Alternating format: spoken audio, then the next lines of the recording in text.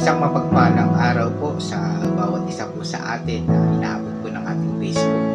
Kumusta na po ang bawat isa po sa atin sa oras po ito? Katulad po ng palagi po natin sinasagawa, ako po ay mag-share po muli sa inyo ng talata mula sa kasulatan ng verse po, Bible verse na matatagpuan po natin ito sa aklat ng Juan, ang kabanata 1, talatang 12 at 13. Ganito po ang ating mababasa. Ngunit ang lahat ng tumanggap at nananalig sa Kanya ay pinagkalooban niya ng karapatang maging anak ng Diyos.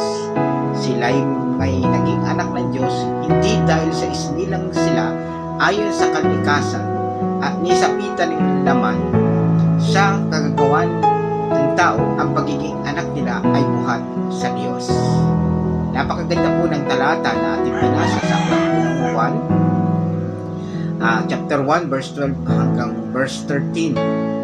Dito po sa talatang ito ay makikita po natin ang tinatawag po natin new identity o yung tinatawag po natin ang bagong katauhan. Sabi po sa talata ay we become a child of God. Tayo po ay naging anak ng Diyos. Ano po? Ang sabi dito, isa po ito sa pinakamahalagang pangyayari sa ating buhay ay ang maging anak ng Diyos kung tayo ay tatanggap at mananalig sa ating Panginoong Jesucristo.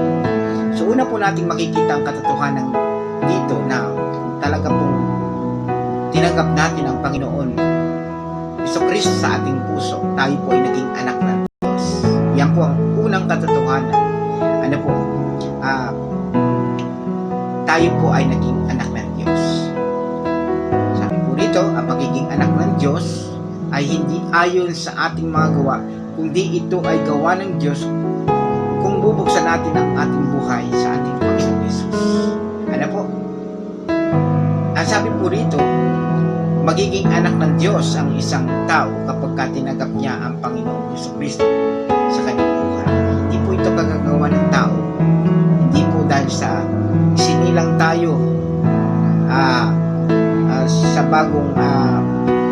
sa bagong kaparaanan, kung hindi tinanggap natin ang Panginoong Jesucristo sa ating buhay. Ano po? Nagkaroon po tayo ng bagong identity, ng bagong pagkatao, nang tanggapin natin si Kristo bilang ating Panginoon at tagapagligtas. Ano po? Yun po ang katotohanan na sinabi po sa talatang 12 na ang lahat ng tumanggap at nanalig sa Kanya ay pinagkalooban niya ng karapatang maging anak ng Diyos. So kapatid, kaibigan, sino man ang nagnanais tanggapin ang Panginoong Jesus sa kanilang puso, sila ay magiging anak ng Diyos. Ano po, yun ang kaparaanan upang maging anak tayo ng Diyos. Ang pagiging anak ng Diyos ay ipinagkaloob lamang ng Panginoon sapagkat hindi lahat ng tao ay anak ng Diyos. Lahat ay nilikha ng Diyos, ngunit ang pagiging anak ng Diyos ay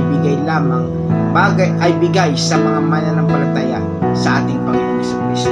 Sabi nga po ng Roma 5:10, dati tayo mga kaaway ng Diyos, ngunit ngayon tinanggap na niya tayong mga kaibigan alang-alang sa pagkamatay ng kanyang anak.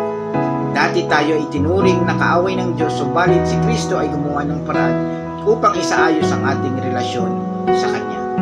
Napakaganda pong talata, napakaganda pong katotohanan na ang isa pong tao na totoong sumampalataya, nanalig sa ating Panginoong Jesucristo ay tatanggapin ng ating Panginoon, ano po, at gagawin kanyang anak. At sabi nga po rito, pinagkalooban niya tayo ng karapatang maging anak ng Diyos. Dito po sa lupa, may tuturing kang anak ng iyong magulang kapag isinilang ka ng iyong ama, aan ng iyong ina. Subalit, dito po sa mga talatang ito sa Juan, chapter 1, verse 12, sabi po dito, na sino man natanggapin ng ating Panginoong Jesus, Panginoong Diyos, ay pagkakalooban niya ng karapatang maging anak ng Diyos. Napakaganda pong katotohanan nito, mga kapatid. Ano po? Ito po ay ang pagiging anak nila ay buhat sa Diyos. Ano po?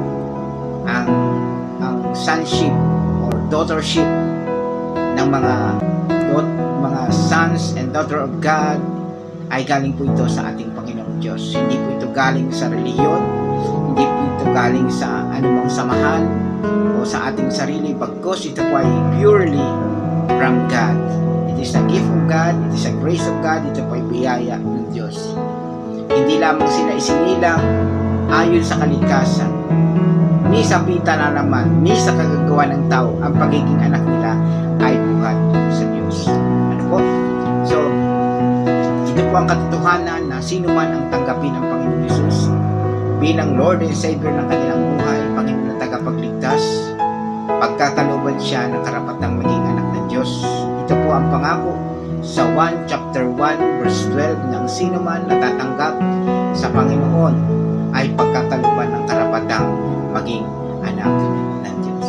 So kapatid, kaibigan, kung tumimo sa ating mga puso ang salita ng Diyos na ito, tanggapin po natin ang Panginoong Hesus.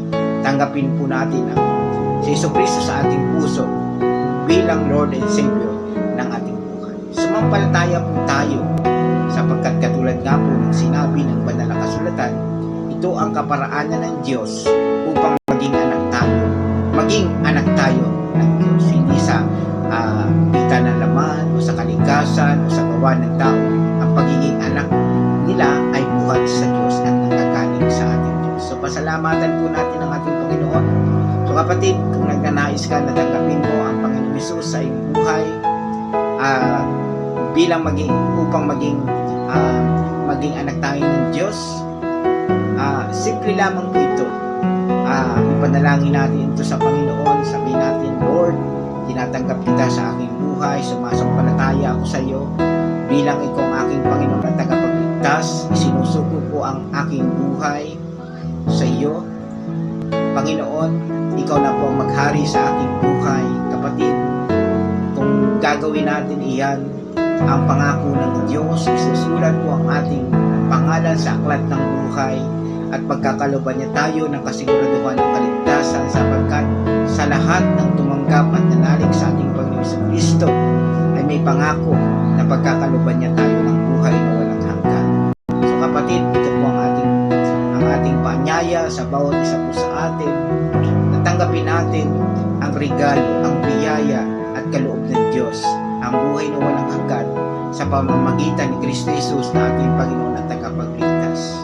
Kapatid, huwag po nating hayaan ng ating buhay ay hindi natin masunod ang kalooban ng Diyos. Ipagkatiwala natin sa ating Panginoong Diyos ang ating buhay. Gawin natin siyang Panginoon. Kumbaga sa isang sasakyan, gawin natin siyang driver ng ating sasakyan. Siya nang magmaneho, siya nang magdireksyon ng ating buhay. At kapag ginawa niya po natin ito, hindi po tayo magsisisi, bagkus tayo po ay mapapabuti at bibigyan niya tayo ng kasaganaan at kaginawahan. Salamat po sa inyong